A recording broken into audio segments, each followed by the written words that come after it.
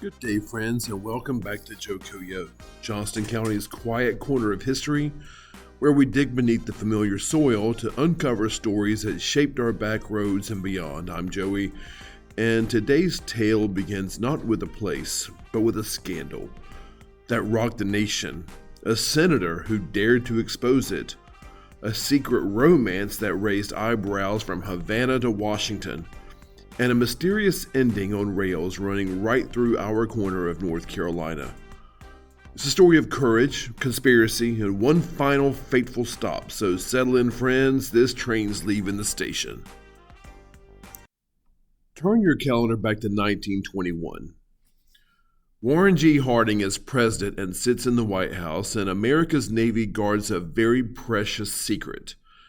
There are vast underground oil reserves at Teapot Dome in Wyoming and in Elk Hills in California. Emergency fuel for the fleet, untouchable by law, or at least so the nation believed. Enter Albert Fall, Warren G. Harding's Interior Secretary. Now, with a wink and a handshake, Fall convinces President Harding to transfer control of these naval reserves to his department. Now, we got to know something about Warren Harding, too. Warren Harding was not exactly known to be the brightest of the bunch, but the reason why he was nominated by his party, the Republican Party, was because he looked like a president, and they really didn't have anybody else actually running. I mean, I guess they had Theodore Roosevelt, but he was nearly on death's door. So, Fall convinced the president to transfer those naval reserves to his department, and then without any competitive bidding, and this is where things get weird, without any competitive bidding, without any public notice, as is required by law, Albert Fall, Interior Secretary under Harding, leases them to two oil barons and people that he personally knows, Harry Sinclair of Mammoth Oil and Edward Dehaney of Pan American Petroleum. The price? Over $400,000 in loans. Quote, loans. Cash, actually, in leather satchels, Liberty bonds, and unmarked envelopes. Sounds kind of fishy. And it sounds even more fishy when we know that Fall's dusty New Mexico ranch suddenly has a lot of improvements, which he couldn't afford before. He's got his bank account is growing. And then the weird thing is, on top of all that, President Harding dies in August of 1923 and never, well, depends on who you talk to. Some historians say that he never had any clue. Some people say that he had every clue. And in either case, Harding just was not up to the job. Either way, there's a lot of fishy stuff going on, and Harding is out of the loop. Whispers turn to accusations. The Senate launches an investigation into the Harding administration and Albert Fall, and here, friends, comes the center of the story. Enter Thomas James Walsh. Born 1859, Massachusetts, he was Irish Catholic, oldest son of a coal merchant. Both parents died very young. Teenage Tom works in courthouses when he's a kid, devouring law books by lamplight, just thirsty for the law. He got admitted to the bar at the age of 23, but Massachusetts feels just too small. In 1883, Montana Territory calls with its promises of gold and wide open skies. Well, Walsh found the skies, but no gold. However, he also discovered something more valuable in a long-standing American political tradition. If you can't make it where you are, go find a new place. Well, he found his voice in Montana. Silverbow County lawyer, taking on mines and railroads, championing workers and women's suffrage. He marries his childhood sweetheart, Ella Moore, in 1890. Two daughters follow, Genevieve and Elizabeth.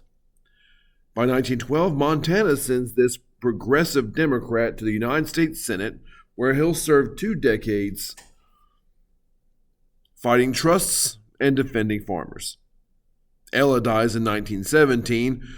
Walsh is now a widow at 58 years old, but he soldiers on, buries himself in work. And then the Teapot Dome scandal lands on his desk. In 1922, the Senate Public Lands Committee assigns Walsh, junior Democrat from Montana, to investigate Fall's oil deals. And for 2 grinding years in using his expertise in law, he reads 6,000 Interior Department documents, calls witness after witness after witness. The oil men put up a big stone wall. The oil men try to block and block and block. The newspapers begin to lose interest, can't go anywhere. Colleagues whisper that he's chasing ghosts. There's nothing there. But Walsh keeps sticking. In January of 1924, under Walsh's relentless questioning, Edward Doheny admits that his son, he was absolutely frustrated, delivered $100,000 in cash to Fall's home after the lease was signed, but not before. Doheny shrugs and says, look, it was just a loan between 2 old friends. Walsh saw his opening and said that was an extraordinary transaction. Walsh declares, his voice echoing through the chamber. And then, of course, the newspapermen in the courtroom or in the facility in Congress, that it goes haywire. The nation erupts. Newspapers blare the headlines. The Supreme Court voids all the leases in 1927, and Albert Fall, because he just admitted wrongdoing, goes to prison in 1929. He's the first cabinet officer in American history convicted of bribery and goes to prison. That had never, ever happened before, going back to the Washington administration. But victory carries a price. Good job for Thomas Walsh. But Walsh's office and that of his ally, Senator Bob La Follette, gets ransacked. Files disappear. His phone is tapped, and he's sure of it. Mail arrives to his office already opened. He gets anonymous death threats. So does his daughter Genevieve. Female detectives shadow his secretaries through Washington streets. Attorney General Harry Doherty, protecting his own people, sends federal agents to Montana to look for dirt on Walsh, which they will not find. He's clean. Suspects? Harry Sinclair. Harry Sinclair, one of the guys that received the money, puts a whole bunch of his own money to try to do what he can to stop this. Now, Doherty's Justice Department under Herbert Hoover, his cronies get in behind Harry Sinclair. Washington Post owner Ned McLean, himself implicated, committed perjury to shield Fall. No one's ever arrested for harassment, but Walsh feels eyes everywhere, and he's not being paranoid. But he doesn't flinch. At age 73, his blood pressure is climbing, but he's still swinging. He does not mind a fight whatsoever. And that is what attracted him in November of 1932 to Franklin Roosevelt. And Franklin Roosevelt wins the White House in a landslide, and one of the first people he calls up to ask to join his cabinet is Thomas Walsh. Be my attorney general, he says, and help me clean house. Walsh accepts, and the Scandalbusters' second act awaits. If he were chosen attorney general, Walsh has already made it clear that he was going to not only help Mr. Roosevelt set up his upcoming priorities, what he's going to do, but also to punish those people from the Harding, Coolidge, Hoover administrations that helped drag this country down into the Great Depression. February 1933, inauguration looms on March 4th. Walsh urgently and suddenly flies to Havana, Cuba. The occasion was marriage. His bride was named Mina Nieves Perez Chaumont de Truffin. It's a lot of words, but she is the wealthy widow of Regino du Repair du Truffin, a sugar planter whose fortune built via Mina, the Mariano estate that would later become the legendary Tropicana nightclub.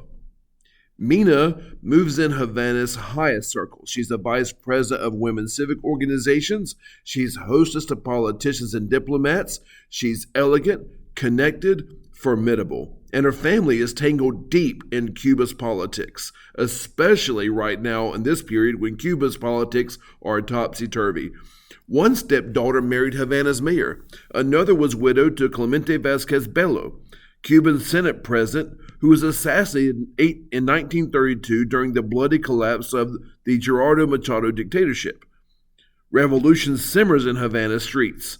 Eventually culminating in the 1950s, assassins begin to stalk the powerful. And our guy, Walsh, married someone that's right in the thick of it. Walsh had met Mina 2 years earlier in New York, introduced through mutual friends. Romance bloomed slowly. Montana snowdrifts, Cuban heat, carried by letters across 1,000 miles. They'd planned to marry a year before, but Mina's son Regino fell ill and died, and so grief, of course, delayed their plans. Now, 5 days before FDR's inauguration, they exchanged vows. 5 days before he was to be named, Mr. Walsh, as the Attorney General. February 25th, 1933 is the marriage date, a civil ceremony at Villa Mina. 30 guests, family, close friends, no fanfare, no press. Paper sketch window, anyway. Romantic elopement, gush the headlines. Montana's crusading senator weds a glamorous Cuban widow. But questions simmer. Why? Why the rush? Why the secrecy? Walsh is set to become the nation's top lawman in just days. And Mina's family ties to Cuba, well, it's chaos. It worries a lot of people. That night, back in Washington, someone enters Walsh's Senate office. Investigative files, particularly those on alleged corruption in the steel and aluminum industries, well, they vanish. In Miami, the newlyweds pause briefly. Walsh receives official word, Attorney General designate. They board the Atlantic Coastline's Palmland train, private drawing room booked, headed north to Washington and history. They never arrive. On March 2nd, 1933, dawn breaks over eastern North Carolina. The Palmland train churns north through tobacco country, pines standing sentinel among the tracks. At 7:10 a.m., the train rolls between Wilson and Rocky Mount, near a junction called Contanea, 40 miles east of Benson, right on Johnston County's doorstep. Mina steps from their drawing room briefly, perhaps to stretch her legs, and perhaps to fetch something, I don't know. But whenever she returns, she finds Thomas slumped in his berth, unresponsive. No pulse. She cries for help. Conductor Herbert Weathersby rushes in, summons the train's physician, Dr. M.A. Pittman of Wilson. Pittman examines Walsh. Heart attack, he believes. The senator's age is 73, and he had a known history of high blood pressure, and so that pointed to coronary thrombosis. That train makes an unscheduled stop at Rocky Mount. Walsh's body is offloaded, carried to Undertaker J.W. Batten's establishment. Mina, in shock, accompanies him. Dr. Pittman signed the death certificate, cause unknown, possibly coronary thrombosis. Here's where things get a little bit weird. No autopsy is performed, which was standard practice then, and they began embalming immediately. Yes, so you can't do that. And you would think someone that was an undertaker or would know this, but that's kind of weird. The autopsy happens first and then embalming. Okay, whatever. Local priests arrived to administer last rites. Governor J.C.B. Eringhouse dispatches North Carolina Bar Association President Kemp Battle to offer state condolences. The mayor of Rocky Mount extends his sympathy. Mina remains until afternoon, then continues north alone, now a widow twice over. In Washington, Franklin Roosevelt mourns the lion that he was going to have in his cabinet. Across Montana, flags lower to half-staff. The official verdict, natural causes. A 73-year-old's heart just simply gave out. But whispers began immediately. Poison, some say. Maybe a Cuban vendetta, family feuds following Mina North, or maybe even oil industry ghosts. Terrified that Walsh would unleash fresh investigations as Attorney General. He said he was going to. His granddaughter, Ellen Gudger Parks, would insist decades later that he was murdered. The missing files, that was weird. The quick embalming, that was weird. No autopsy, that was weird. People have motives. Historians shake their heads. Elderly senator, hypertension, long journey, heart failure. That makes sense. But the timing, the circumstances, the shadows that dogged the case for years, man, that mystery lingers like morning fog over Carolina pines. Now, one can't help but wonder, had they stopped in Selma for barbecue? Oh, I don't know. Would that country cooking have steadied his pulse? Well, I mean, maybe not long term, but we'll never know. Imagine, if you will, that Senator Walsh arrives in Washington, takes the oath of Attorney General. He turns that prosecutorial fire on Depression-era corruption. Teapot Dome tactics applied to new targets. FDR's New Deal backed by Walsh's iron will. Cuba, I don't know, perhaps he mediates, leveraging Mina's connections to stabilize the island. If that happens, then it's very well there's no Cuban Revolution. Instead, Homer Cummings steps into the role. History turns on quieter hinges. We're left with what-ifs and whispers. Senator Thomas Walsh didn't just pass through Central North Carolina. He met his end right here on rails between Wilson and Rocky Mount. And, I mean, it's not a stretch to say that American history and world history as extension shifted with this man's death. It was going to go a different direction, possibly, probably, in at least two countries. The tracks are still there, shadowed now by Interstate 95. Trains still run on the same tracks. Every time one passes through, Amtrak Silver Star, freight trains rattling south, they cross the spot where one of America's great scandal busters drew his last breath. Local folks in Rocky Mount and Wilson tended to him in his last final hours. Small town doctors, undertakers, priests, they entered history without even knowing it. And most people don't, but you do. So next time you're traveling through I-95 on that stretch or waiting at a crossing as a train rumbles past, pause a moment. You're on a place where everything shifted. Thomas J. Walsh, orphan boy who became a senator, prosecutor who jailed a cabinet secretary, widower who found love again in Havana's heat, made his final stop right here in our quiet corner of North Carolina.